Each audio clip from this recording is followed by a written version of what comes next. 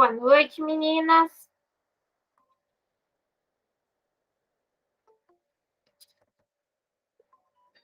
Boa noite.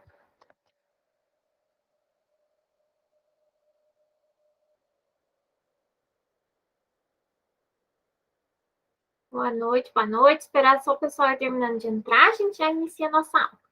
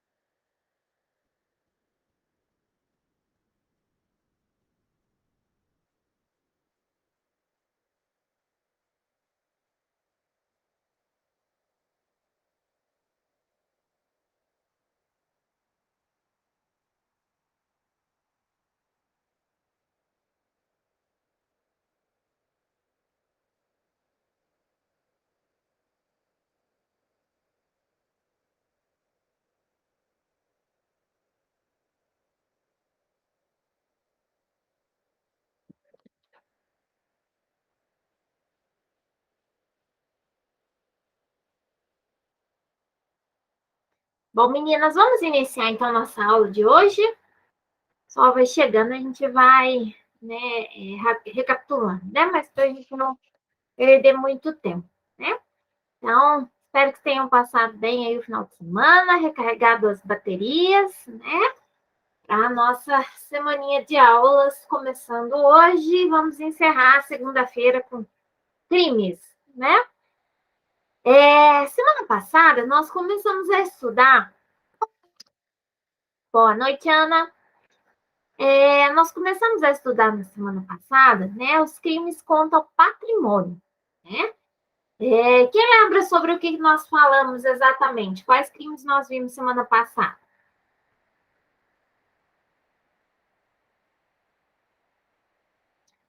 Muito bom. Furto. Nós estudamos a respeito do furto simples e do furto qualificado, né? Antes da gente iniciar o estudo na parte do direito, enfim, né? É difícil, às vezes a gente confunde um pouco, né? E acha assim que não tem diferença, né? Furto, roubo, assalto, tá tudo no mesmo pacote e é a mesma coisa, né? Só que quando a gente começa a estudar mais assim, aprofundado o conteúdo, nós vamos vendo que dentro do furto, que é diferente do roubo, que é diferente, oi, Larissa, que é diferente da extorsão, né? Nós temos um monte de questões que são muito peculiares ali de cada um desses crimes, e cada um desses crimes vai trazer consigo as suas consequências e as suas penas, né?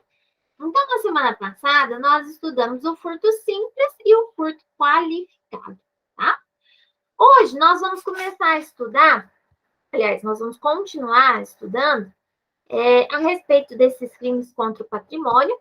E o primeiro que nós vamos ver hoje, vou abrir aqui o slide para a gente poder verificar, é dentro dessa questão do furto, mas um furto diferente. Abrir o slide.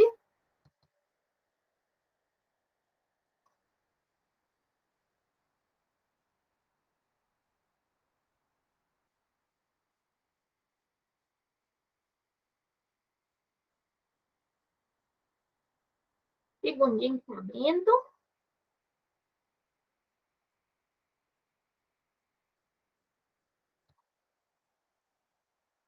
Compartilhar aqui a tela, vocês conseguem visualizar.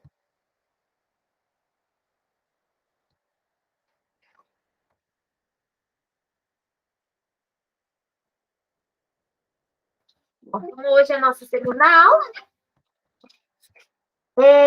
Então, pessoal, nós vimos lá na semana passada o furto simples, né? Previsto lá no artigo 155 do Código Penal. Nós vimos o furto qualificado, também previsto no artigo 155, porém lá no parágrafo 4º do Código Penal. E hoje nós vamos continuar, né, esse capítulo dos crimes contra o patrimônio, e nós vamos estudar um pouquinho sobre o crime de furto de coisa comum, que está previsto lá no artigo 156 do Código Penal, que diz para nós o quê? Subtrair o condômino, co-herdeiro ou sócio para si ou para outrem, a quem legitimamente a detém, a coisa comum. Pena, detenção de 6 meses a 2 anos ou multa. Parágrafo 1º. Somente se procede mediante representação. Parágrafo 2º. Não é punível a subtração de coisa comum fungível, cujo valor não excede a cota a quem tem direito o agente, né? Pronto, falei grego, egípcio, hebraico, aramaico, todos os idiomas, né? Tem horas eu acho que a legislação ela tinha que ter uma linguagem um pouco mais acessível, né? Porque, lógico, né? Nós estamos aí com uma legislação, precisa ter uma linguagem formal, né? Não dá para colocar em umas gírias. Porém, né, a formalidade demais talvez complica um pouquinho o entendimento, né? Então, fica muito rebuscado, né, a linguagem, as colocações, e às vezes é difícil para a gente poder compreender o que significa, né? Traduzir o que esse artigo traz para nós, né? Então, vamos lá. Subtrair, né? Nós estamos dentro dos crimes contra o patrimônio, nós estamos dentro do crime de furto. Então, subtrair, pegar para si ou para outra pessoa algum objeto, né? Ok, só que isso já foi tema do furto simples e do furto qualificado, né?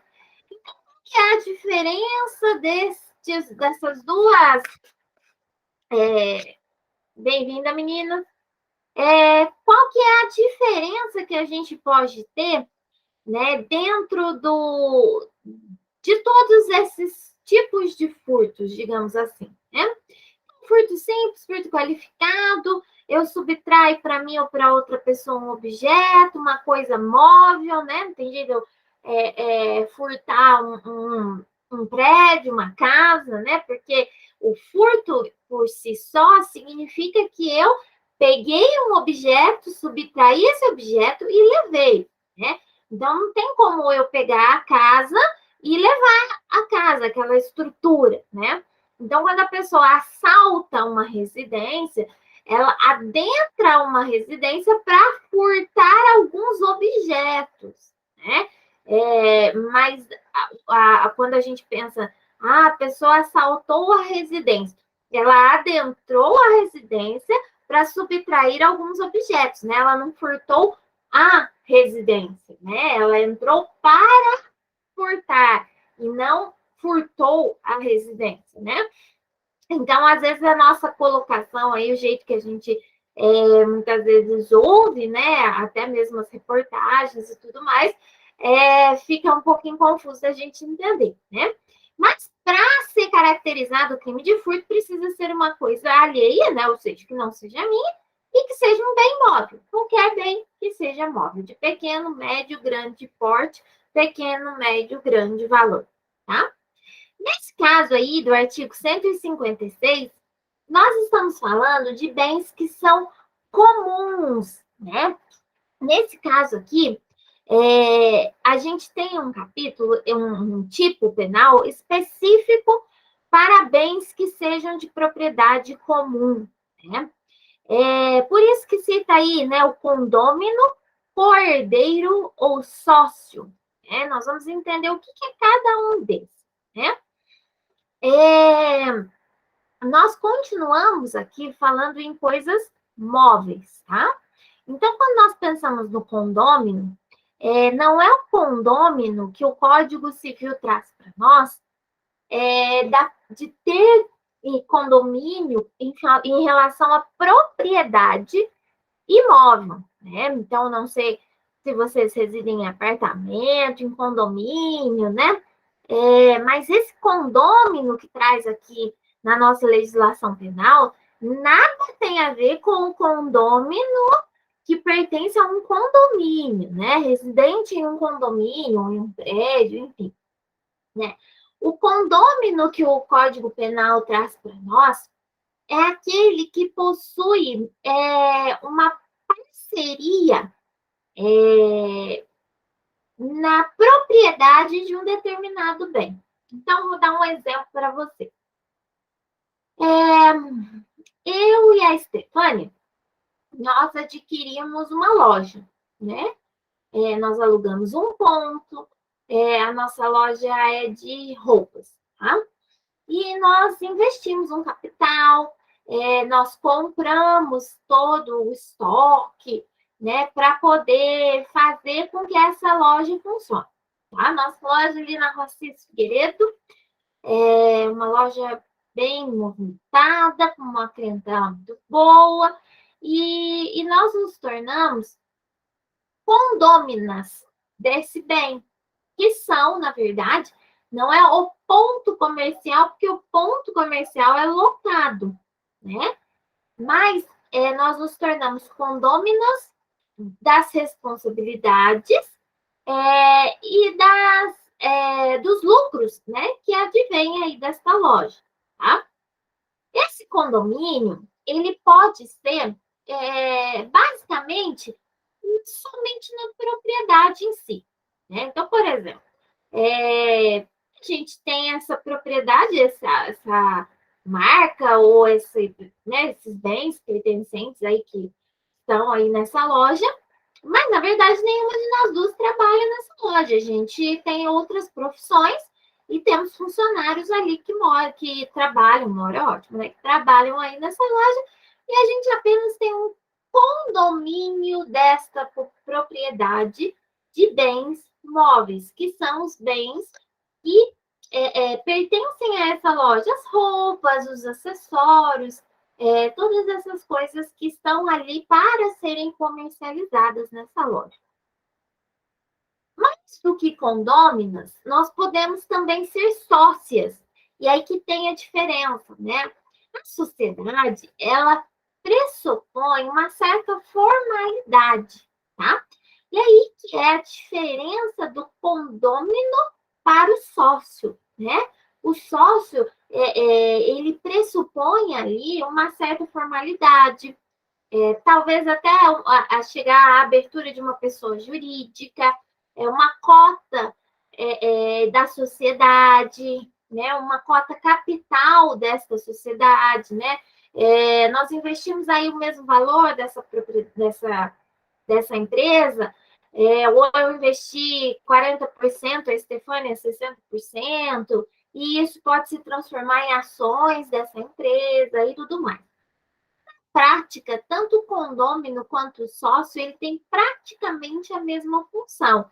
A diferença é talvez uma maior formalidade, né, e algumas questões mais burocráticas, tá? Mas, a grosso modo, tanto o condômino quanto o sócio, eles são participantes de uma mesma coisa, eles possuem a mesma responsabilidade, eles possuem o mesmo direito, a mesma propriedade sobre aquele determinado bem imóvel, tá? Ainda que a cota participativa seja diferente, porque não necessariamente precisa ser 50%, 50%. Pode ter aí uma diferença, 30%, 10%, 50%, 60%, não tem problema. E é de, no mínimo, 2 pessoas, obviamente, não tem como a gente ser só sozinho, né? Mas também não tem limite, né? Pode ser uma pessoa, 10, desculpa, uma não, 2 pessoas, 10, 100, 1000 pessoas, não tem um limite terminativo, né? Então, toda sociedade ou todo condomínio para a legislação penal pressupõe a propriedade em comum de um determinado bem móvel, um ou vários bens móveis, né? Independente da sua cota participativa, mas que tem ali no mínimo 2 pessoas e não tem limite da quantidade de pessoas, tá? Isso funciona muito para a área empresarial, tá? Porque, assim, bens comuns, bens normais, é muito difícil, né? A gente, por exemplo, adquirir um celular em sociedade, um celular em sociedade, né?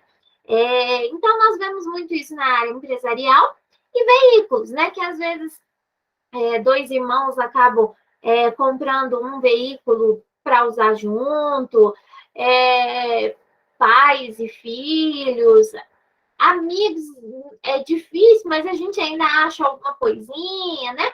Mas é basicamente isso, né? Não foge muito dessas questões. Agora, a terceira pessoinha aí que aparece no nosso artigo, que é o co-herdeiro, esse já complica um pouquinho.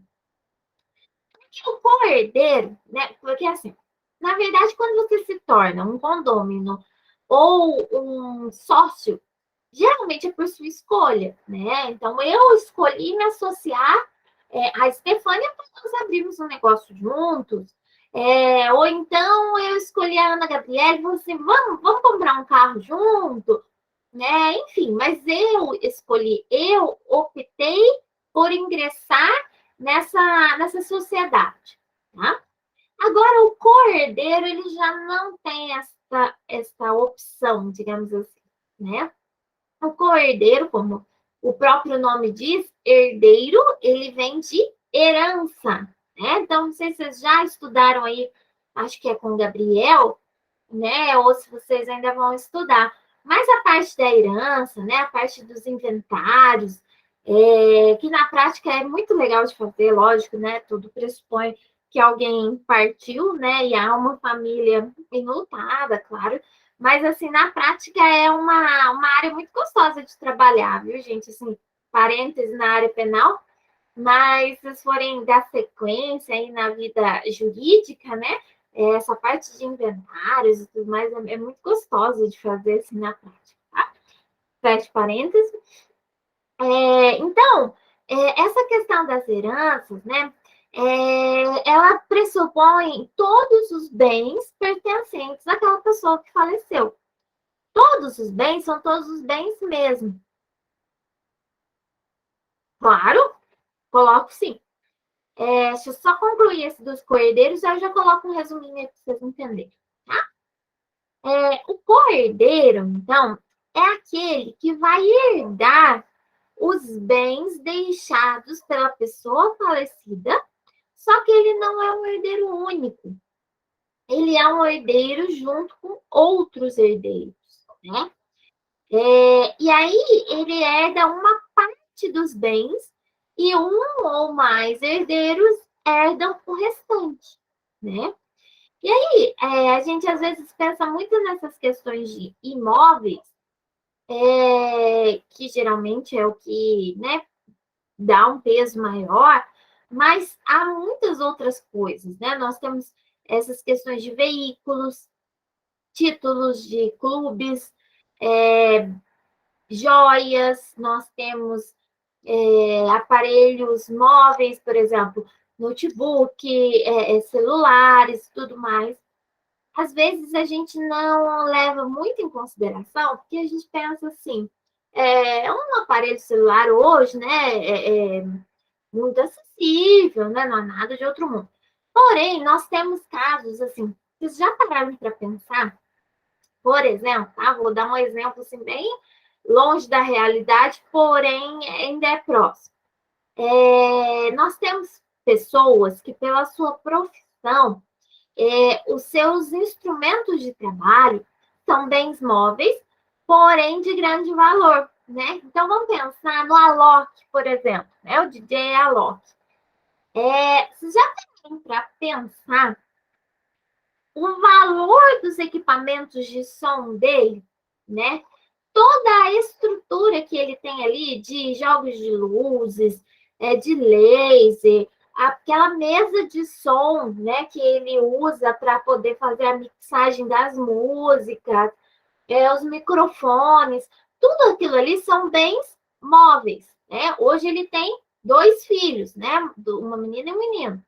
Na ausência dele, esses 2 filhos se tornarão co-herdeiros dos bens deixados por ele, né? E todas essas coisas, né, são bens móveis e serão deixados 50% para cada um, né? E para a esposa, obviamente, dependendo do regime de bens em que eles são casados, né? Então, tudo isso, às vezes a gente pensa no bem imóvel uma coisa singela, uma coisa simples, mas não necessariamente. E aí é que esse artigo, ele vem proteger penalmente e criminalizar quem não age de uma maneira correta com o seu co-herdeiro, né? Com a pessoa que herdou aquele bem junto com você, tá? Então, hoje nós temos, assim, produtores musicais, né, que tem aí uma vasta quantidade de equipamentos sonoros, instrumentos musicais muito bem avaliados, né, que são bens móveis, né? Então, assim, tudo isso são exemplos para a gente começar a refletir que a legislação ela não está aqui por acaso, né? A gente não tem esse artigo no Código Penal por acaso, né? Talvez o que falte, acredito eu, na minha opinião, para uma segurança jurídica, uma segurança pública, é efetivar esses direitos, né? É a aplicabilidade dos direitos e garantias que nós temos na legislação. Porém, a legislação do Brasil ela é riquíssima, né? Nós temos inúmeras previsões legais que abarcam ali todas essas questões, essas possibilidades e auxiliam as pessoas nessa prevenção e na punição de quem age de forma contrária, né? E aí, esse artigo. Pode falar, Carol. No caso de uma pessoa ter um filho fora do casamento, aquela pessoa que tem a criança que foi tida dentro do casamento tem mais direito do que a outra que foi gerado fora? Acho que não, né? Então, aí o que acontece nesse caso? Bem resumidamente, assim, quando você. Deixa eu fechar um negocinho aqui. Quando você casa pelo regime da comunhão, casa hoje em dia a união estável também caracteriza bem isso, né? E aí você casou pela comunhão parcial de bens, ou seja, o que você tinha antes é seu. A partir da data do casamento, o que você constituiu, comprou, tudo que você comprou, passa a ser divisível com o seu cônjuge, né? 50% para cada um, tá?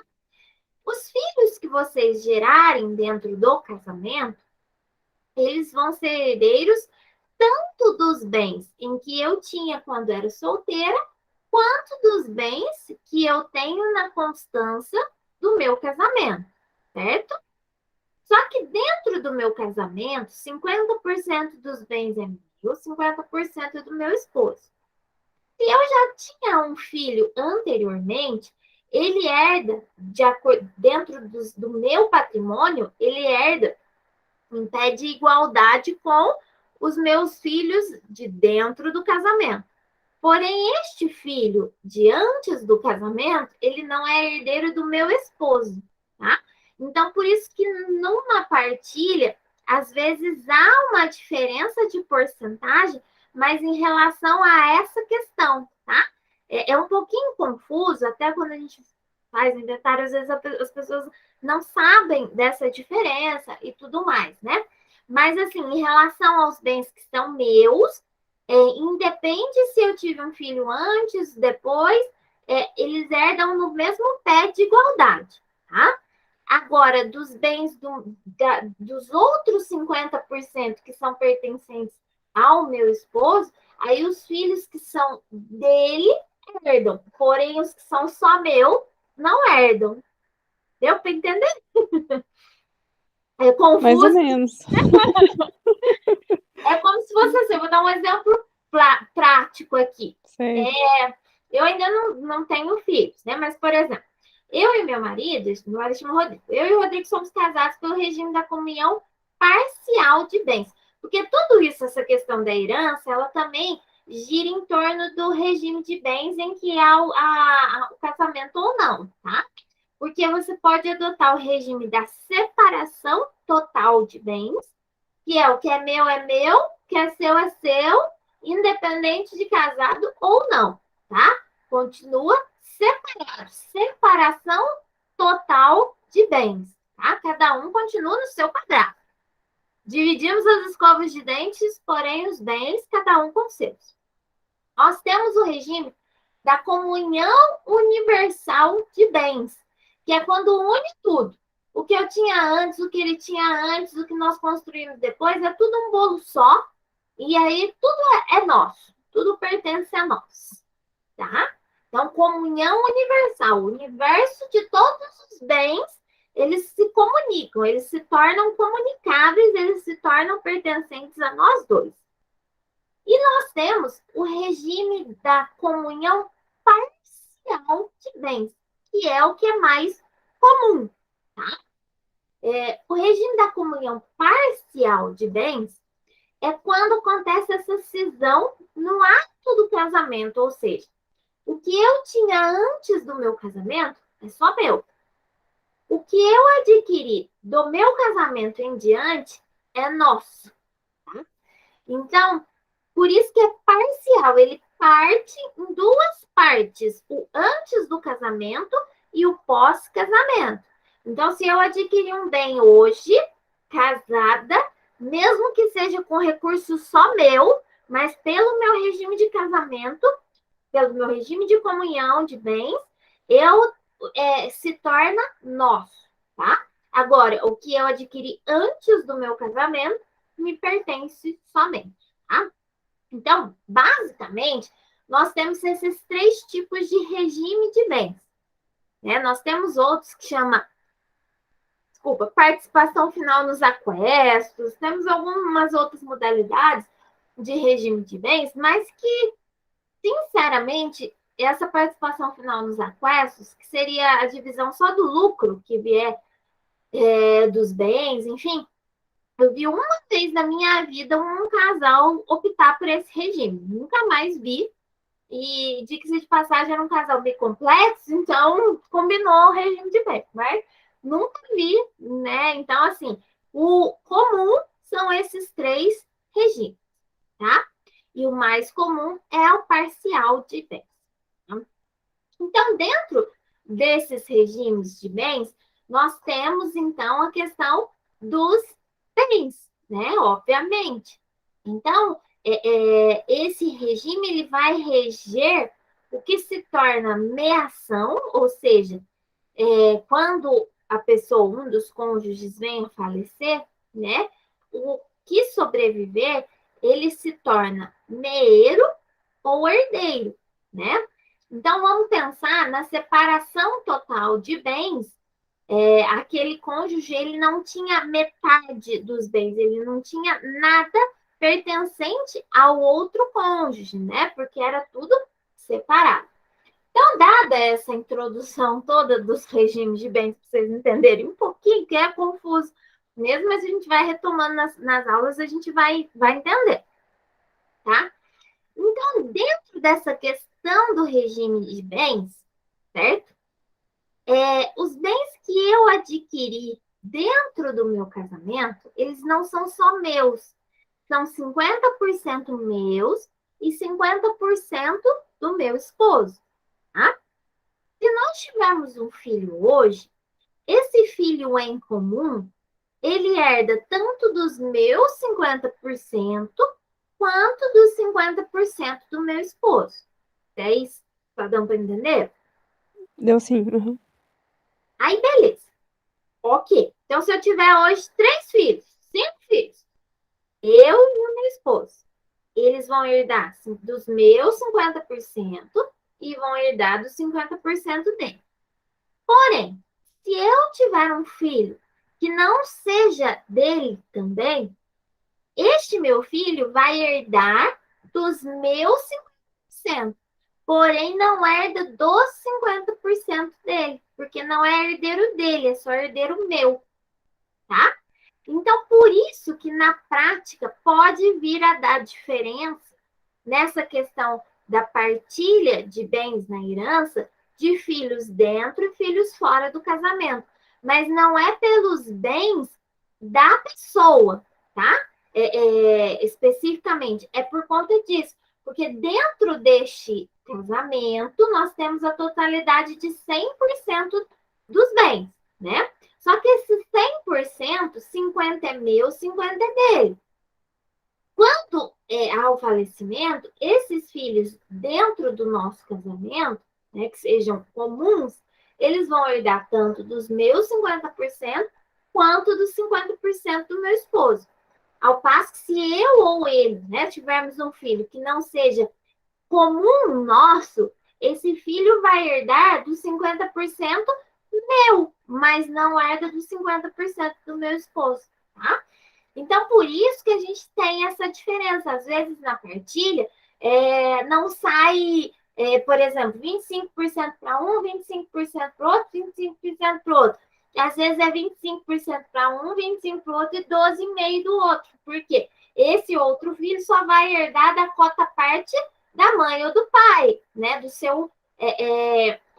Da sua herança direta e não daquele do padrasto, por exemplo, da madrasta, porque não há este vínculo, né? A menos que haja um testamento, que aí, né, dentro de um testamento, eu posso dispor de 50% do meu patrimônio, eu posso deixar para quem eu quiser, inclusive para o meu cachorro, se eu quiser, né? Então, a menos que haja um testamento aí que mude, né, que disponha da minha vontade, que eu deixe lá escritinho, bonitinho, olha, quero que fique para fulano de tal e tudo mais. Se não houver, aplica-se o que está previsto lá no Código Civil nessa parte de herança. Triste, né? Pior que é mesmo, né? Deu para entender.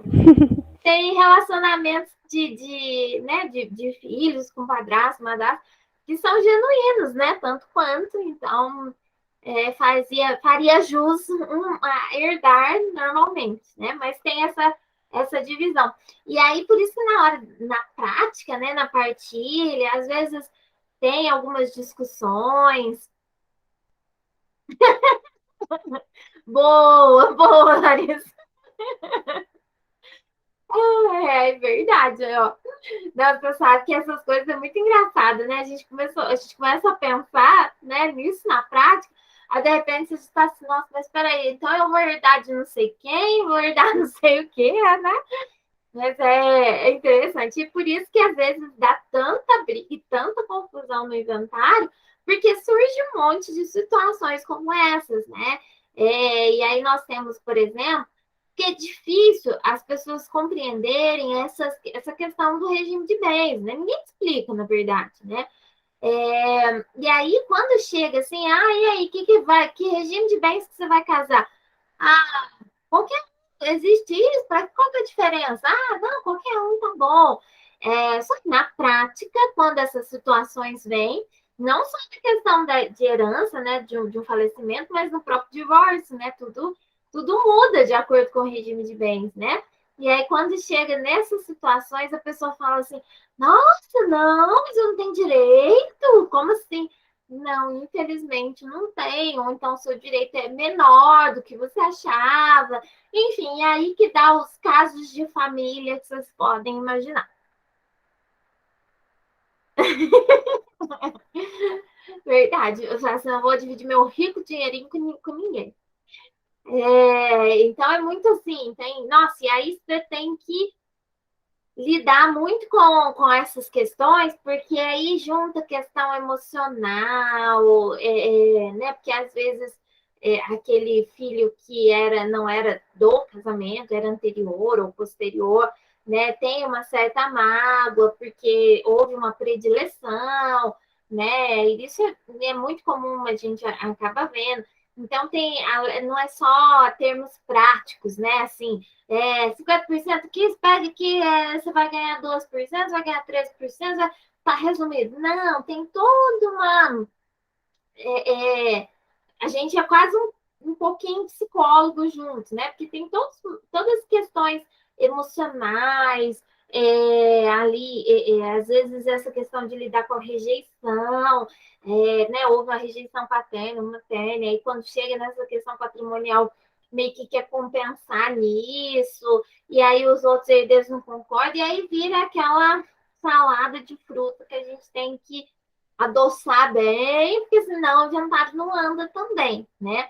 Até porque, na prática, quando a gente vai fazer um inventário, tem custos, né? Então, tem um imposto estadual que a gente chama de IPCD, que é 5% em cima do valor dos bens, né? Então, nunca fica barato, né? E aí nós temos um determinado prazo para recolher esse imposto com desconto, senão perde desconto de 15%, que nesse montante é um valor considerável, às vezes incide multa, juros e tudo mais.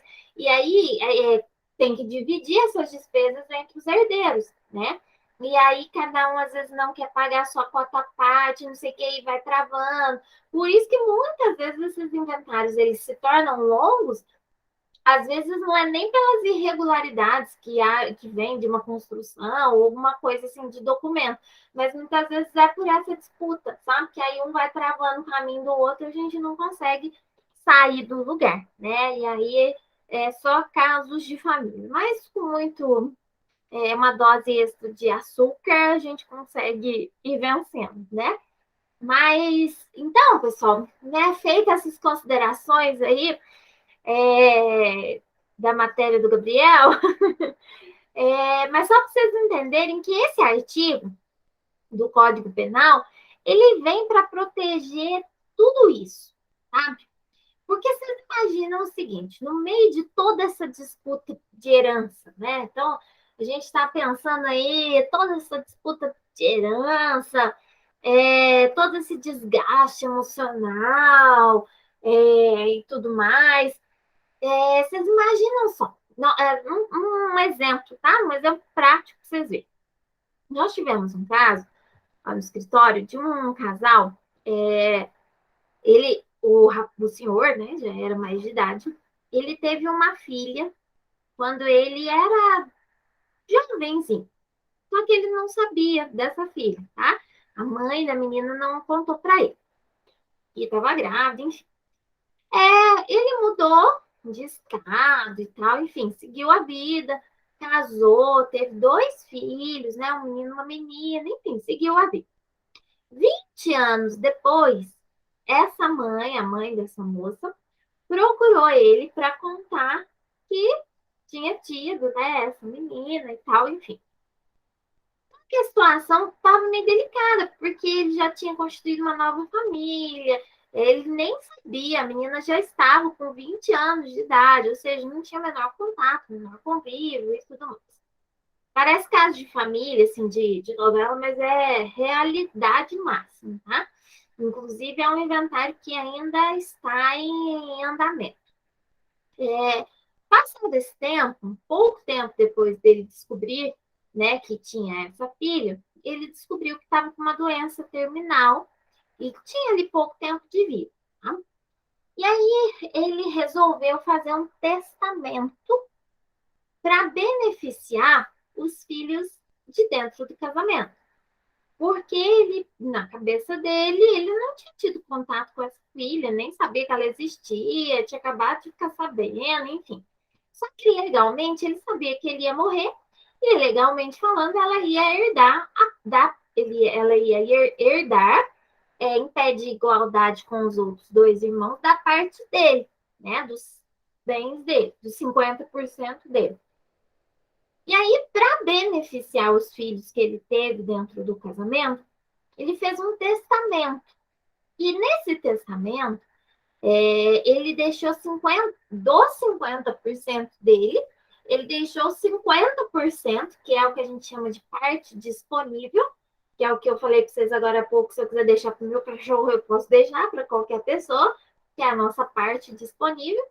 Ele deixou especificamente para os 2 filhos de dentro do casamento. E os outros, então, 25% dos 50% dele ficaria somente para os 2 filhos, né? De dentro do casamento. E os outros 25%, aí beleza, dividiria em partes iguais entre os 3, né? Só que ele não contou, né, para ninguém desse testamento, cumpriu a legalidade, a formalidade do testamento, enfim. Passado um tempo, pouco tempo, ele vai falecer mesmo, né?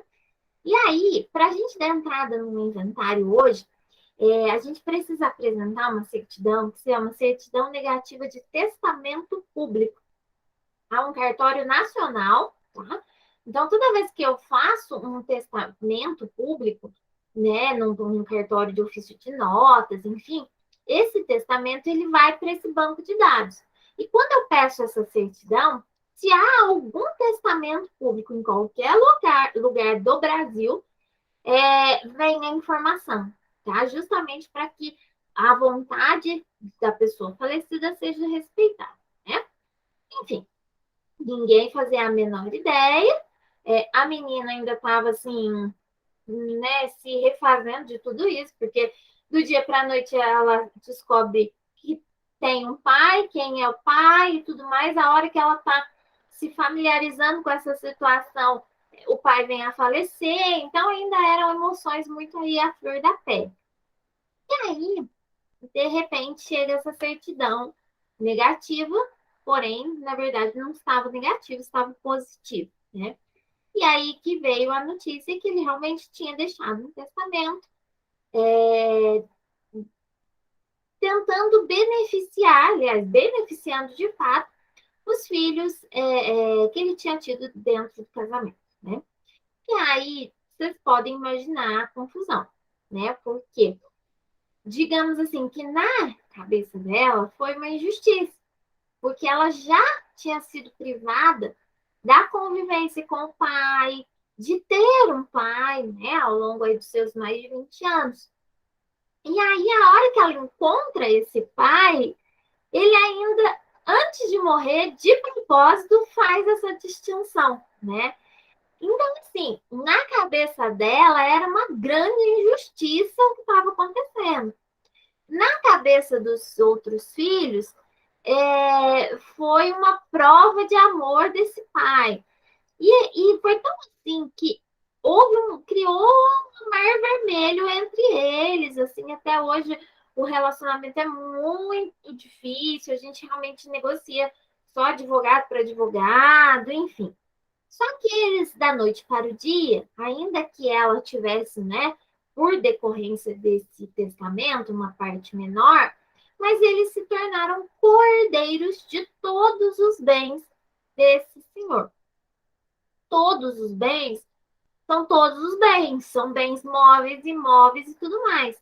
E tinha veículos, tinha imóveis, obviamente, tinha objetos de valor que eram bens móveis. E, de repente, tá os três ali sendo cordeiros desses objetos, tá? E já numa situação de estresse extremo, de emoções à flor da pele que vocês não imaginam.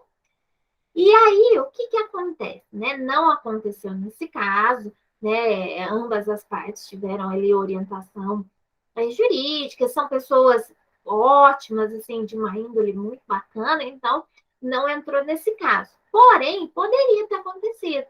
Diante de todos esses ânimos exaltados e tudo mais, ou qualquer uma das partes que são coerdeiros desses objetos, poderia ter pego o veículo, poderia ter pego as joias, poderia ter pego qualquer um desses objetos móveis e ter subtraído para si. Falar assim, olha, eu me apossei disso daqui e não abro mão, né? E aí é exatamente este cenário que é esse artigo do Código Penal, quando fala do coerdeiro, né?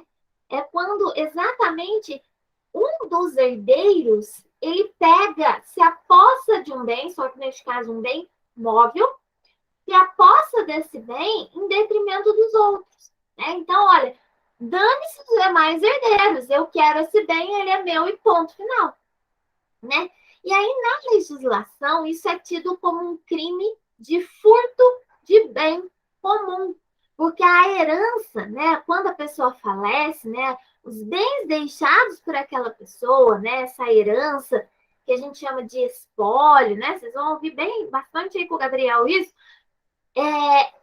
ele é pertencente a todos os herdeiros, claro que muitas vezes cada um na sua cota parte, na sua proporção ali, porém ele é pertencente, ele é um bem comum, né, a todos os herdeiros.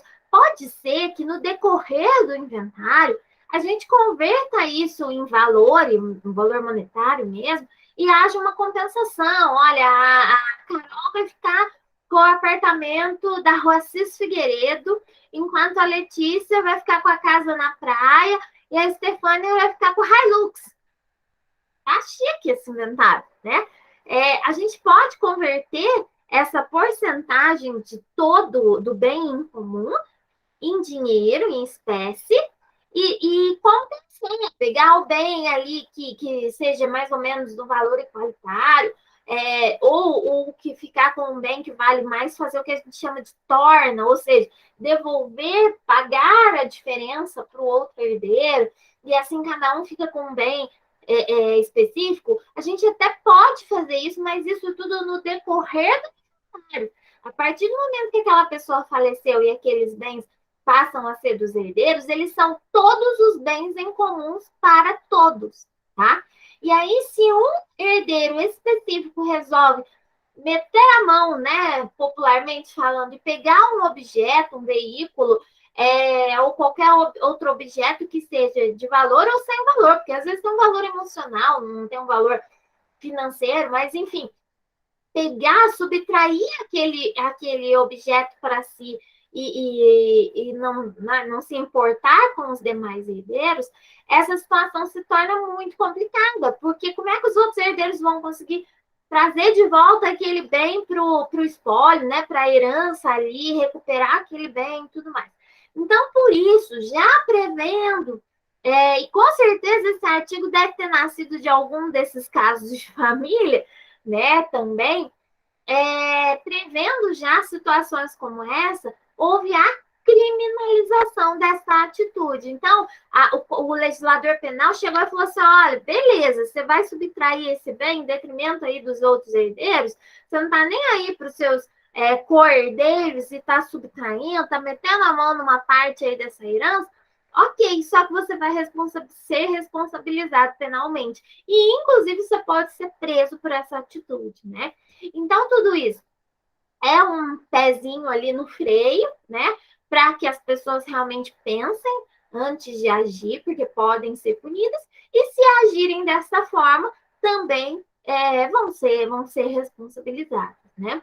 Então, isso nessa questão do cordeiro, e quando a gente pensa do condômino e do sócio, ainda mais, né? Porque aí, mesmo que eu escolha quem eu quero ter como sociedade ali e tudo mais, mas isso ainda latente, né? A gente vê muito isso de um sócio acabar passando a perna no outro, às vezes um dos sócios fica no estabelecimento comercial e o outro fica em outro, ou exerce outra profissão, outra função, e aquele ali acaba desviando verba, esse desvio de dinheiro também é furto de bem comum, porque se nós temos uma sociedade empresarial, né, R$ 50 que entra de uma venda, 25 é meu, 25 é seu, né? Se eu pego ali e pego R$ 40 para mim, eu estou furtando uma parte desse bem que é comum nosso, né? Ou se a gente compra uma mercadoria, sei lá, compramos 100 camisetas aí para poder vender nessa loja, e eu subtraio aí 6 camisetas e dou de presente para quem eu quero, né? E tudo mais. Eu estou furtando esses objetos porque são bens de uso comum. É diferente da gente decidir em comum acordo assim, olha, você pega aí 3 camisetas, eu pego 3 e a gente vai dar de presente, ou vai fazer o que quiser com essas camisetas, né? Mas enquanto se torna um bem comum e não há essa combinação aí e tudo mais, se uma das partes simplesmente vai lá e subtrai o objeto da loja ou o dinheiro que seja e tudo mais, está cometendo o crime de furto de bem comum, tá?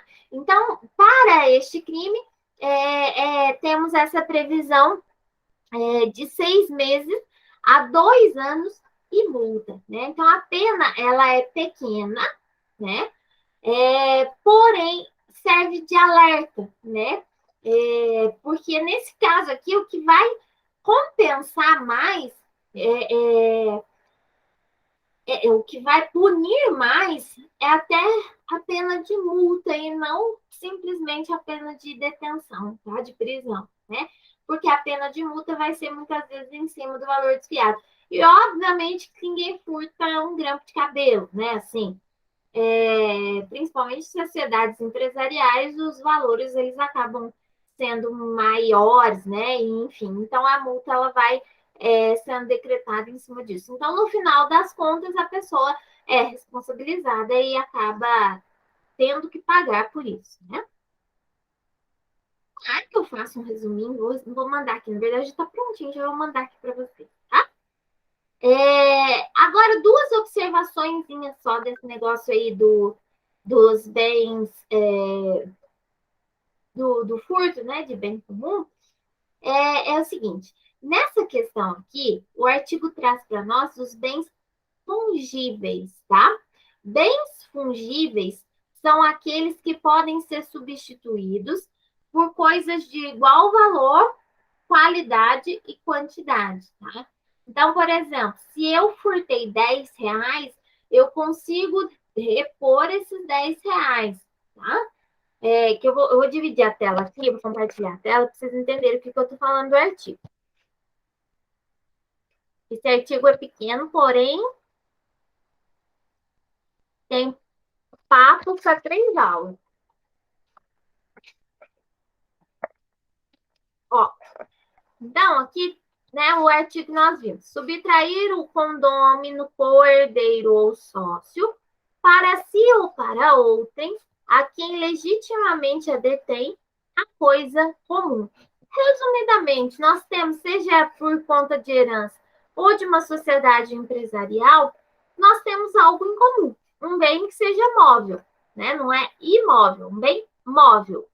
E uma das pessoas, ou até mais de uma, acabou metendo a mão nessa coisa em comum, essa coisa comum, né? E pegou para si e furtou esse objeto, né? Essa coisa. Coisa bem geral mesmo. Pode ser um veículo, uma joia, um aparelho telefônico, um computador, qualquer coisa que seja móvel, um animal, tá? Qualquer coisa. Pena, detenção de 6 meses a 2 anos ou multa, né? Então, o que eu falei para vocês que aqui nesse caso, lógico que muitas vezes a aplicação da pena de detenção vai acontecer, mas aqui vai doer no bolso, tá?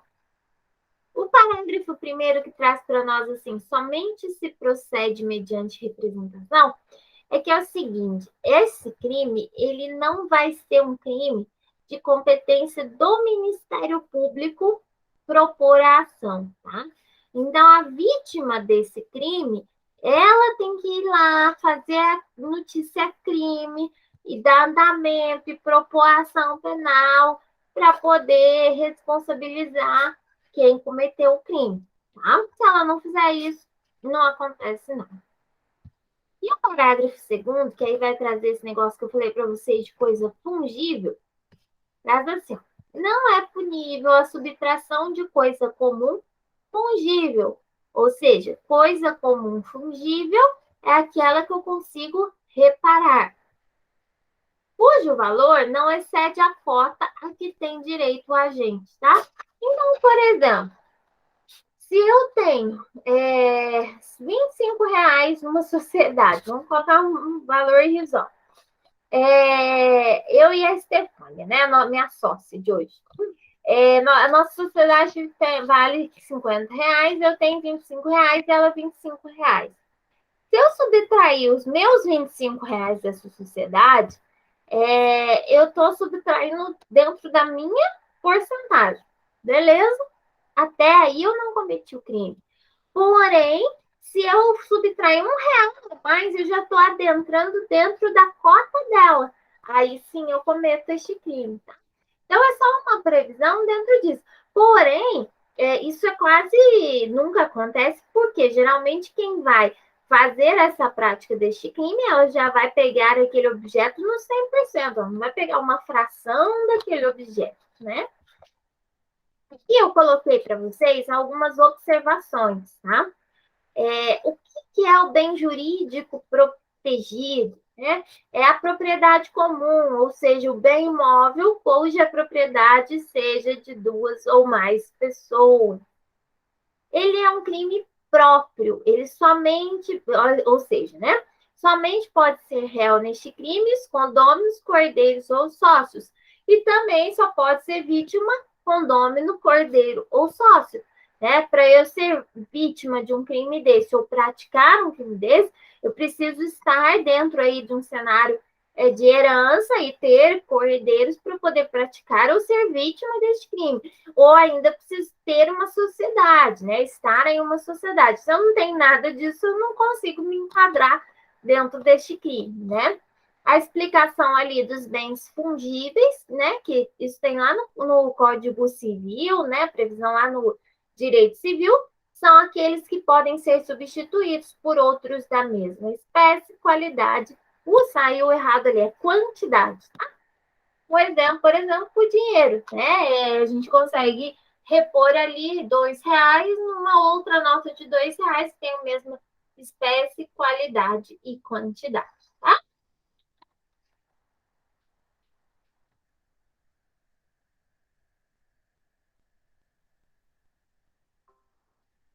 Nossa, peraí que enguiçou tudo aqui. Voltamos. Então, vou jogar o resuminho aqui para vocês, tá? Porque, como eu disse, esse artigo ele é pequeno, porém tem papo para 3 aulas.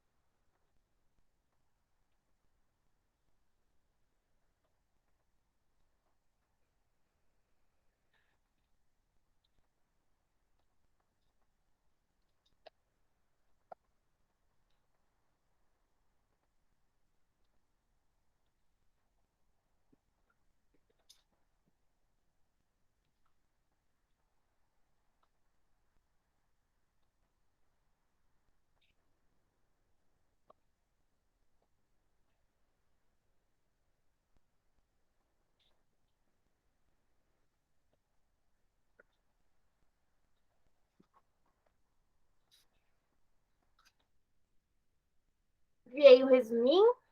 Dá uns minutinhos para vocês copiarem, darem uma olhadinha, ver se vocês entenderam.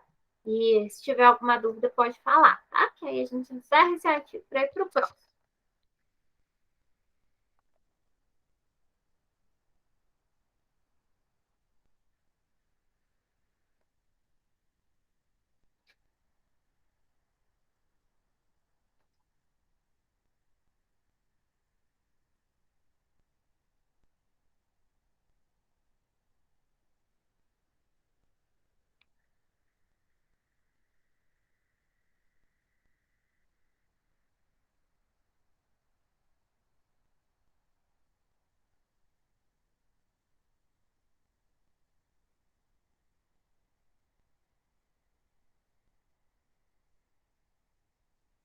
O que é condôminos mesmo? É uma espécie de sócio, só que ele é mais menos formal, digamos assim, tá? Eles possuem a mesma participação dentro daquela propriedade. Pode ser empresarial ou amigável, né? Assim, comprar um veículo junto, comprar um computador junto. Eu e você resolvemos comprar um veículo junto. Então, hoje a gente vai lá e compra um carro e seja de propriedade de nós duas, tá? Então, nós nos tornamos condôminas desse veículo, né? Nós nos tornamos proprietárias em conjunto desse veículo, tá? O sócio ele é utilizado mais para essa questão empresarial, né? O condômino é para a sociedade, porém sem esse vínculo formal de empresa, tá? Tá, entendi. Isso só pode ser feito em empresa. Por exemplo, se vamos supor, um exemplo bobo, eu e meu irmão quer comprar um carro. Daí a gente faz um contrato para poder falar que o carro é de nós dois, porque no documento não vai poder ser colocado no documento dois nomes, né? Só um. Isso, Aí a partir de um contrato, assim, pode ser isso, formal, conversado ou no papel escrito. exatamente. E aí vocês se tornam condôminos desse veículo. Tá, entendi.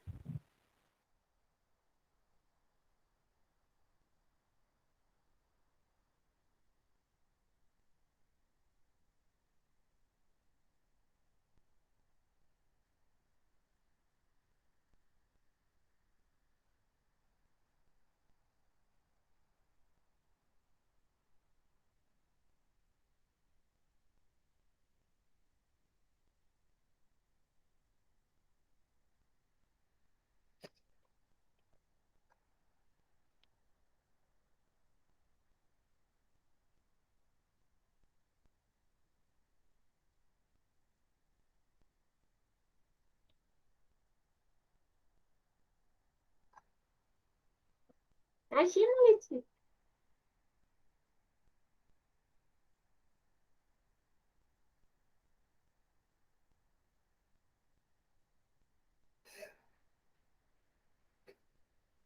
Mais um minutinho para vocês terminarem de copiar e a gente prossegue.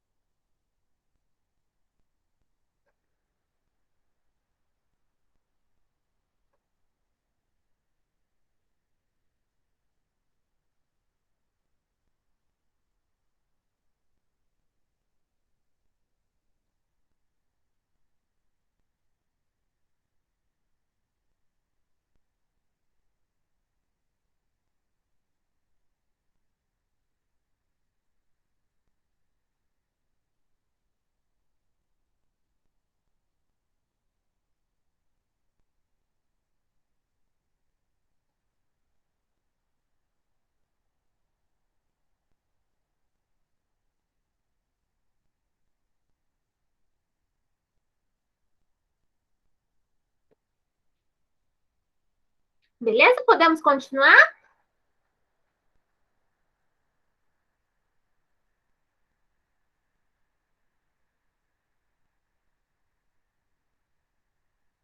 Ótimo.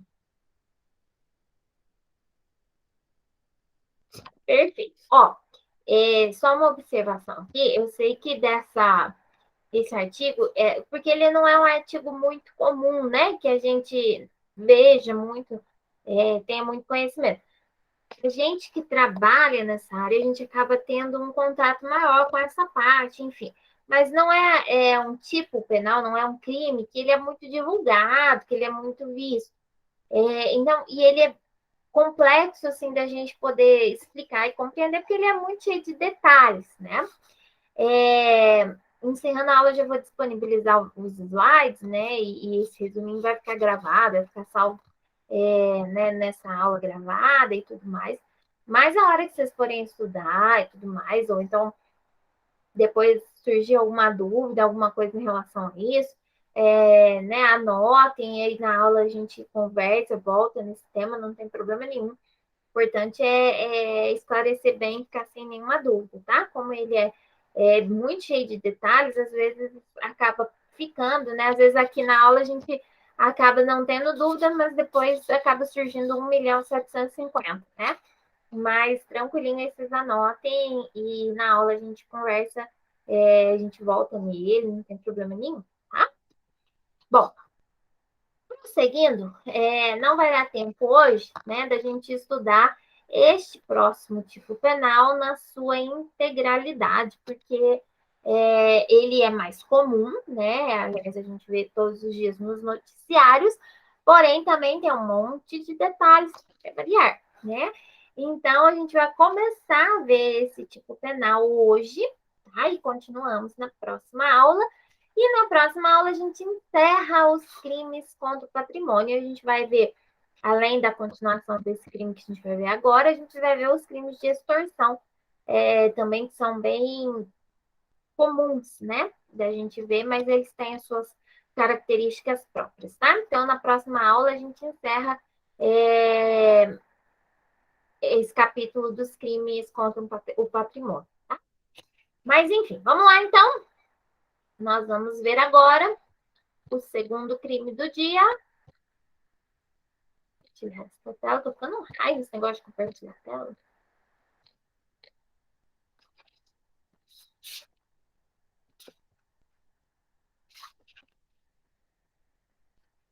E é o crime de roubo, previsto lá no artigo 157 do Código Penal. Então, vocês estão vendo, pessoal, que a gente está só progredindo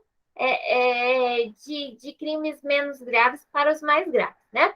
Então, esse é o quarto crime previsto aí na sequência dos crimes contra o patrimônio, tá?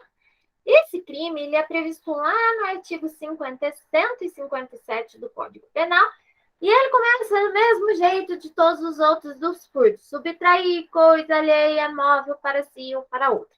Ou seja, essa frase, vocês vão dormir com ela, vai virar frase de cabeceira de cama, tá? Por quê? Toda essa parte que a gente está falando de crime contra o patrimônio é basicamente a mesma coisa, o início, né? É quando eu pego alguma coisa, essa coisa tem que ser móvel, porque eu preciso carregar, tá? Que seja alheia, ou seja, que não me pertença a outra pessoa. Eu pego esta coisa alheia móvel para mim ou para outra pessoa. Então, até aqui é a mesma coisa do crime de furto, furto qualificado, furto de bem comum e de roubo. Então, nós estamos aí no início, é a mesmíssima coisa. Então, vocês veem que para a gente conseguir diferenciar cada um desses crimes contra o patrimônio, é a partir daí. Esse início, ele é padrão, ele é igual para todos, né? Só que aqui, eu até deixei em verde limão aqui, para vocês prestarem bem atenção nisso. Esse é o detalhe que agrava o crime de roubo. Ó, porque quando a gente está falando de furto, seja o furto simples, o furto qualificado ou o furto de bem comum, nós não estamos falando de violência, certo? O furto, ele é algo que a pessoa subtrai o objeto, mas não tem nenhuma violência, não tem nenhuma atitude que prejudique, que haja uma possibilidade de prejuízo de violência corporal, mental, emocional, ali, incisivamente. Claro que, né, um exemplo, né, o que a gente estava falando dessa questão da herança e tudo mais, né? Já há um desgaste emocional nisso tudo. Então, com certeza, quando um desses herdeiros toma uma atitude dessa e subtrai um objeto ali, traz realmente consequências emocionais, enfim. Mas o que nós vamos falar agora do roubo é aquele que traz uma grave violência ou grave ameaça à pessoa. E a pessoa que eu tô falando fisicamente, ou ao contato em si, né, uma luta corporal, uma violência, um dano físico, ou traz uma grave ameaça, né? Aquela questão de colocar a arma na cabeça, ainda que não atire, ainda que não tenha um arranhão na pessoa, mas vocês imaginam vocês ficarem sob a mira de uma arma, né, de fogo ali, sob aquela situação toda e sem saber a consequência disso, sem saber se realmente vai se desenrolar para uma fatalidade ou se tudo vai ficar bem, né? Então, essa grave ameaça traz uma sobrecarga mental e emocional, um estresse, um trauma muito grande, né? Então, o roubo, ele é mais grave que as três modalidades de furto que nós vimos anteriormente.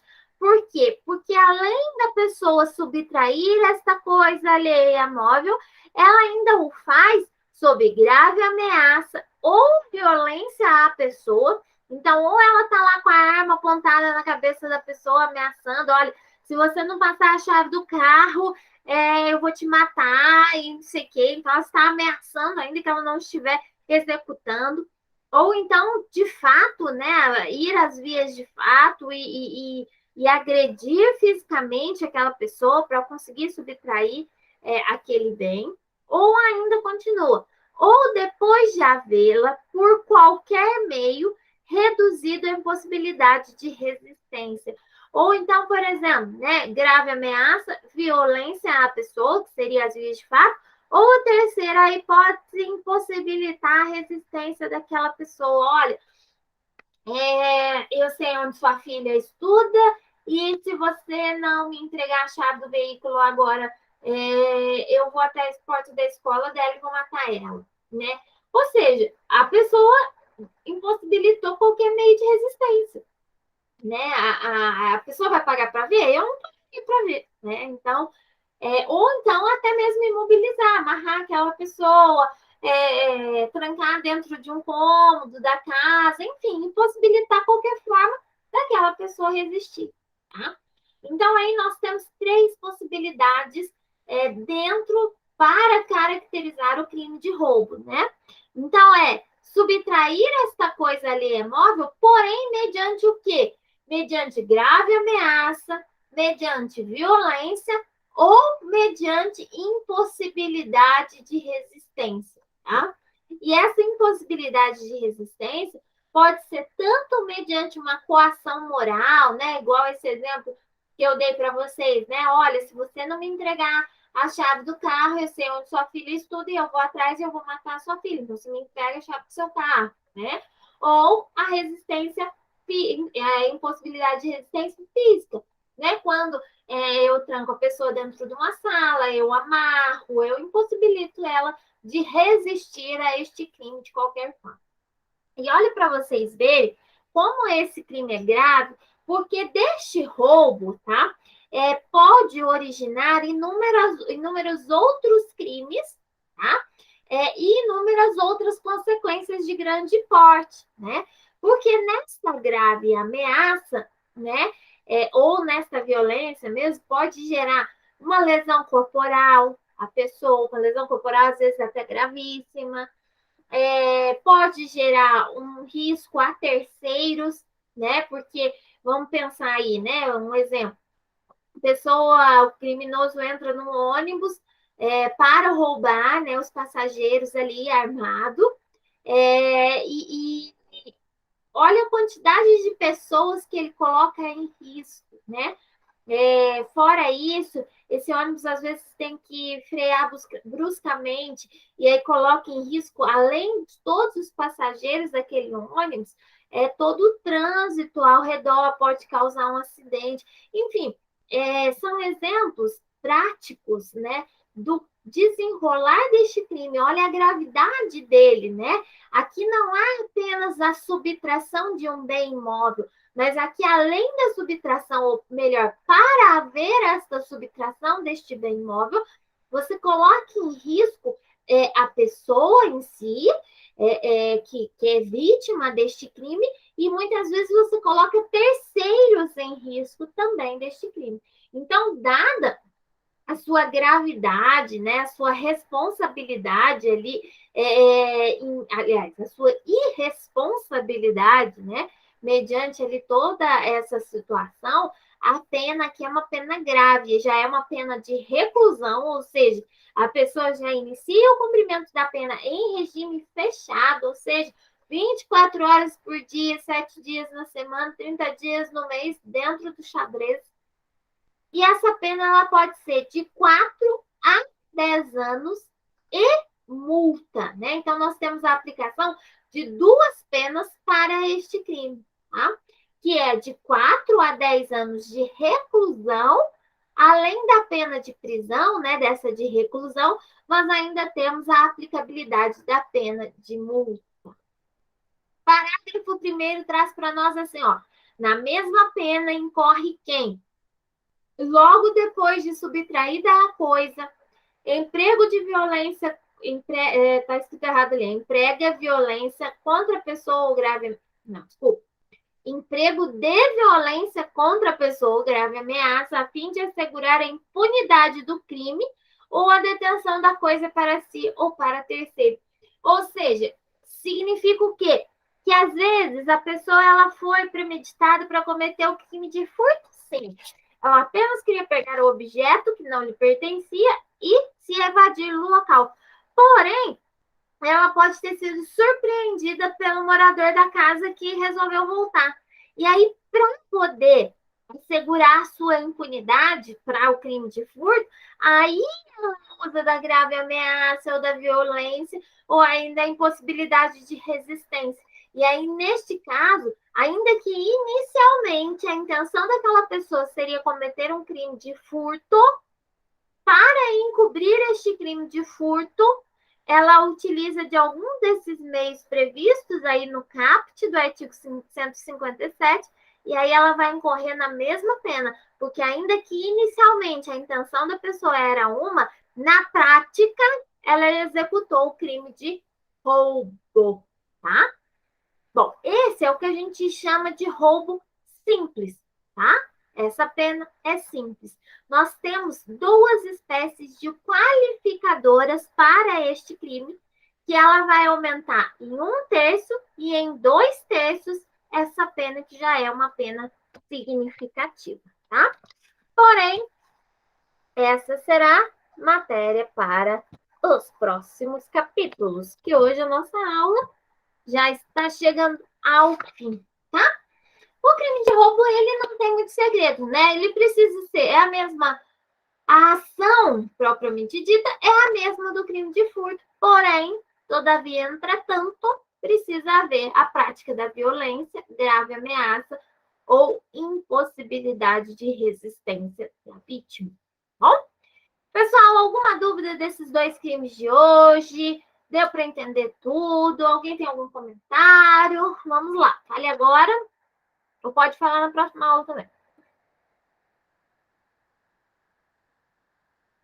Stefania é minha sócia da aula. Eu achei que você ia falar assim, fale agora ou cale-se para sempre. Não, pode falar na próxima aula também, eu deixo. Por enquanto tá tudo certo. Deu para entender tudo. Que bom, que ótimo. Então, tá joia, pessoal. Então, olha, eu vou encerrar a aula e já vou enviar para vocês. A gente tem 3 minutinhos aí para o término da nossa aula. Já vou enviar os slides dessa aula de hoje lá no nosso grupo. Você já dá uma olhadinha, se baixa tudo certinho. E aquele combinado nosso, qualquer dúvida, qualquer coisa que vocês forem estudando, ou essa parte, né, que a gente está vendo, ela é uma parte bem prática.